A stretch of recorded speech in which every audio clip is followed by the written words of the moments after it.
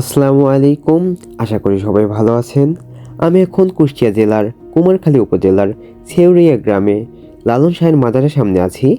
অবশ্যই এটিকে লালনে আকড়াও বলা হয়। লালন শাহ 1890 সালের 17 অক্টোবর শুক্রবারে মৃত্যুবরণ করেন। তার মৃত্যুর পরে তার ভক্তরা এখানে ভিড় করতে থাকে।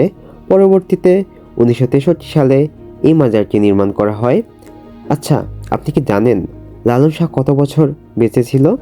যদি না জানেন তাহলে আমি আপনাকে বলছি, শুনুন। তিনি আনুমানিক 1774 সালে জন্মগ্রহণ করেন এবং 1890 সালে মৃত্যুবরণ করেন। তার মানে মৃত্যুর আগে তার বয়স ছিল 116 বছরের মতো। এটা শুনে আপনি যদি হা করে থাকেন তাহলে আমি বলবো মুখটা বন্ধ করুন আর চলুন আপনাদেরকে কিছু মজার জিনিস দেখাই। সামনে পিলারের মতো যেটি দেখতে পাচ্ছেন, এটি একটি মোমবাতি। প্রতিদিন সন্ধ্যার পরে এটি জ্বালানো হয়।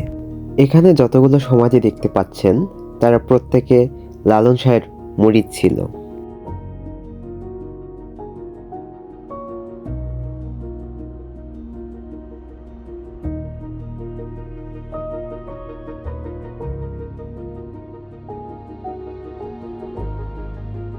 মাজারের ভিতরে লালন শাহকে সমাধি দেওয়া হয়েছে। যদিও ভিতরে ভিডিও করা বারণ আছে, তাও আপনাদেরকে কিছুটা দেখানোর চেষ্টা করি, চলুন। এটি লালন শাহের সমাধি স্থান।